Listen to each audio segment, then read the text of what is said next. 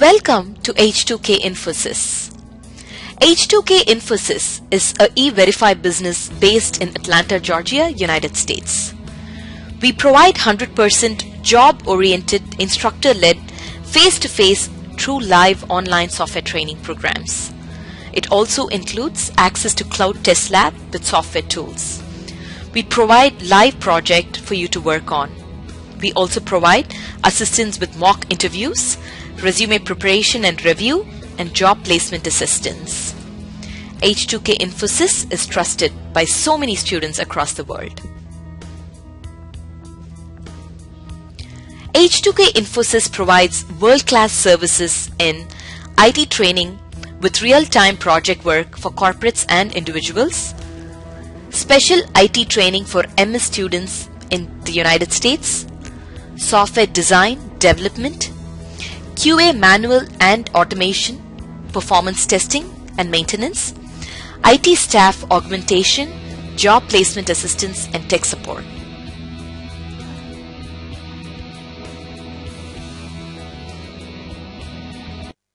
Okay. So after Load Runner, IBM mainframe, then you have the SAP testing, web services, ETL, and rational quality manager. Okay. So from topic number 10 onwards, it will be taken care by some different faculty. Up to, topic number 9, I will be teaching you. So you can make a list of this. Okay. So now we are done with this one, the software engineering concepts. Okay. Now let's do the software testing basics. All right. Clear, everybody? I will send this list. Even then, you make a note of it if you want, and then stick it somewhere in your room so that you have a track of it. All right. Okay. So let's try to understand the basics of the software testing now. Okay. So we will see what is the meaning of the quality, software testing definition, why testing is done, and then the role of the tester. Okay. So basically, we know that who is going to do the system testing? It is the QA, right? We have the unit testing, integration, system testing, right? System testing will be done by whom? By the QA. Let's define the quality. You must be knowing the quality meaning, and you can have a different perspectives about the quality, right? When you buy any product, any service, you think about the quality there, right? Basically, it should have no side effects. It should be able to, do the purpose for which it is bought. It should have no errors, no defects in it, right? So these are some expectations that you have from the quality. Highly efficient, okay? Some of the, quality features which are dependent on the different products or the services that you buy, okay? So here, with reference to the software, quality can be defined in terms of the number of defects found for both functional and non-functional requirements. Non-functional or in terms of characteristics means the reliability, okay, usability, efficiency, maintainability, and the portability. Okay. Reliability means, let's say you are using the software, it should not give you some wrong output. Okay, let's say we have a tax calculator. What if it gives you the wrong output? What happens? You end up paying a wrong tax there, okay, which could be less or could be more, and then you'll be ending up with a penalty there, right? Let's say you have a software of your, this AT&T. What if it displays the wrong information? It will, display the wrong amount. Let's say you are supposed to pay $200. It is showing $250. What happens? You end up paying more money there. Or if you pay less, what happens? Next month, you get the penalty there, right? So that is called as a reliability. Whatever information or, whatever output you see on your application or the software, it should be the correct one, reliable one, okay? Usability. It should be user friendly. Now the moment you open AT&T, what is the first thing that you want? You want to log in into your account. That is a purpose, right? Why you have to open the, AT&T.com? It is because you want to log in into your account. And your login, if you open here on the home page, the login is right here in the corner. Okay. But let's say if it is, hidden somewhere, here somewhere in the bottom, okay, or somewhere in the top corner, which, you take long time to search it. Do you think it is a user-friendly application? No, it is not user-friendly. User-friendly means the quickly accessible functionalities should be appearing on the screen right away for the user. Okay, the commonly or the most frequently used functionalities should be very quickly accessible to the user. Then we call it as a user-friendly application. And it should not have too many confusing steps. Right? It should be straightforward. Enter username, password, you are into your account. Okay. Let's say if it starts asking all your security questions, okay, so many other questions it starts asking you before logging in. You will be really bugged in order to use that kind of system, correct? So user friendly means any common user, okay, a person with a non-technical background also should be able to use it. Okay. Efficiency, it should be fast. If you take the computers of 1980s, okay, that time when 1980s and 1990s, when the internet was just launched, okay, we used to open the application or let's say some login. It used to take some 5-10 minutes for you to open the page, right? So now we have no that much of time to wait for it. It should be working at high speed, efficient, quickly. It should open the page for you just in few seconds. Okay. Maintainability. Now the software should not be very reactive. You do some small mistake, your entire application crashes. How sad it is, right? There should be some recovery system for it. Let's say you buy a new car and frequently you have to take it to the service center for one or the other reason. Would you like that kind of car? No. You want the less maintenance car, right? Similarly, the software, okay? It should not be very reactive that every time you do some small mistake, it crashes, you got to reopen, restart everything. No, that should not happen.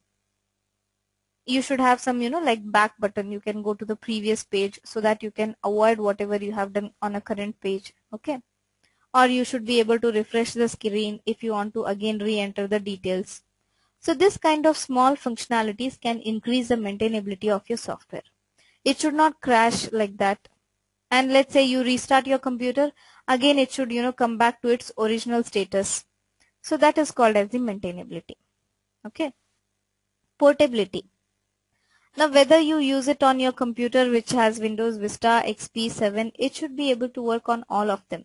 Mac computer, any computer you take, any operating system you take, with the minimum configuration, your software should be able to work. That is called as portability. Means within the different environment it should be able to work. Okay, that is the portability. Let's consider your AT&T. It opens only on the Internet Explorer, not on Mozilla Firefox. Would you like that? You don't like it. Any browser, it should open. Okay, so this is called as the portability. Then what is the meaning of testing? This one we discussed in the demo session, but I would like to repeat it again. Testing is nothing but execution of the software to identify the defects. Okay. So what is testing?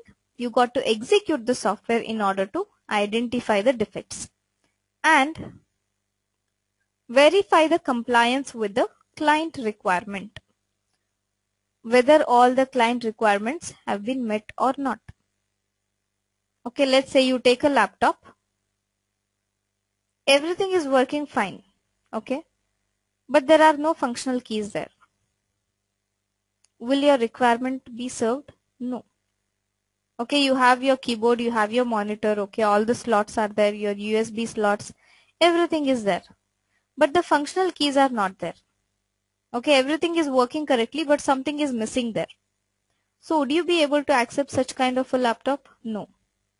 You want a laptop which is going to fulfill all your requirements. Then only we say that you have a correct, and the quality device. Okay. So testing, we are also going to check whether all the requirements of the client have been met or not. This forms the complete definition of the testing process. Now, why is testing done? Why it is done? To measure the quality of the software, improve the quality of the software, reduces the overall risk in the system. What kind of risk? Risk of failure. Okay, if you're doing the testing properly, you're not only avoiding the failure, you are also reducing the risk of failure. Okay, there will be less chances of your system getting failed, right? And obviously quality measure is done and quality of the software is also improved by doing the testing. Then we have the role of tester. So what is the role of tester in this testing process? Now we will come to your role. Okay, what you are supposed to do here. Okay, you should understand the requirements. Who gives you the requirements? The clients. Means to the business analyst, and through him you get the requirements. You should understand them first clearly. What are the functionalities? What are the expectations of the client? Okay, what are the requirements that are related to the performance, security related requirements? So understand all the requirements first. Okay, then implement the test cases or individual test. You should create a very detailed plan. Which step is to be executed? Okay, everything in detail. Which step should come next? Everything in detail you have to mention. Then you have setting up, executing the test. Okay, you should start the execution of the test. Means clicking on the different buttons, clicking on the different links, entering the data. That is the execution that you do. Log the outcomes. Whatever output you see, you should log them, because any activity that you do in the project should get documented. Okay, any small activity. Even you click on a button in the software, it should go into the document immediately. Okay. Analyze the results and then finally report if there are any defects or bugs. So these are roles of the tester. We will again come back to these in detail during the manual testing, because you are supposed to perform all these activities in the real time. Okay. Especially this part. Okay, from here to here, right? Reporting of the bugs and all these. So about 70 to 80% of your project you will be involved in all these things. Preparation of the test cases, execution, reporting the defects. These three things you will be involved for about 70 to 80% of your project. Okay, every day that is your activity. Then there are different types of software. Web-based, Windows-based. Web-based applications means these are visible over the internet or accessible over the internet. Now I think you have some antivirus on your computer. Can I access it from here? From my computer, I want to access the antivirus that is installed on your computer. Can I do that? Yes or no? Can I borrow it? No, I cannot. Okay, because it is only on your computer. So such kind of application we call them as Windows-based application, which cannot be accessed over the internet. But what about AT&T? AT&T website, it has been hosted on the server of AT&T company, but I am able to access it from my computer when I get connected to the internet. Such applications are called as web-based application. Okay. Fine.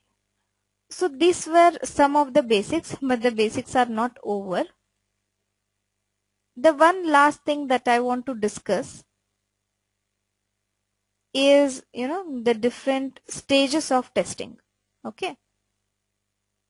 Are you tired for today? Shall we discuss the static testing and then we will close? Okay. Thank you, Fabi. What about others? We will just discuss the static testing, and that is what we have covered in the regular session. After that we will close. Okay. And the dynamic testing, I think everybody attended it on the Friday, correct? Okay.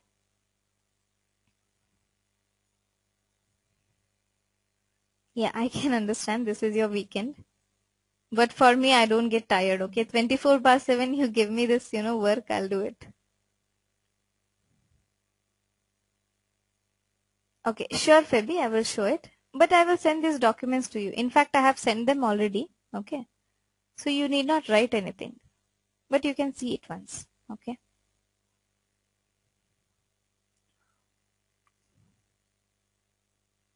I sent an email, but I forgot to put the subject for that, okay? So I sent one mail today. It has all the materials. You please download it. If you have any problem in downloading, you call me tomorrow morning at 9 a.m. or just reply to that email that you are unable to access it. I will help you. And please don't forget to enter your phone numbers, okay, when you reply. So that, I can call you and then help you, okay?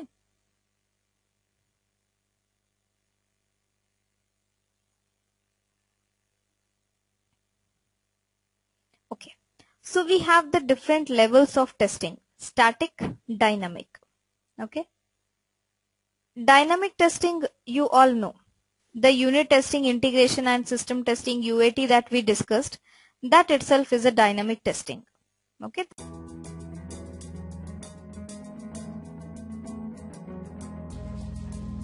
So many of our students have given testimonials on how our training programs are.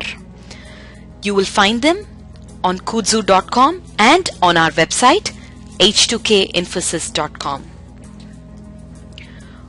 On our website h2kinfosys.com, you will also find more detailed information on who we are, the courses that we offer, what each course covers.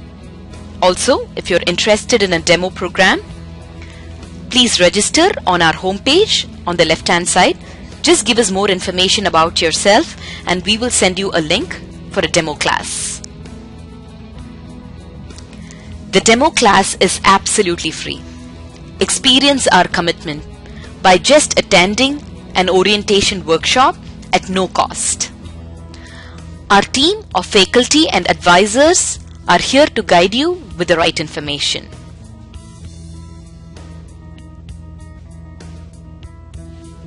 If you still have more questions, please feel free to call us. Call us at 770-777-1269. This is a United States number. If you're calling from the UK, call us at 020-337-17615. You can also email us at training@h2kinfosys.com or h2kinfosys@gmail.com.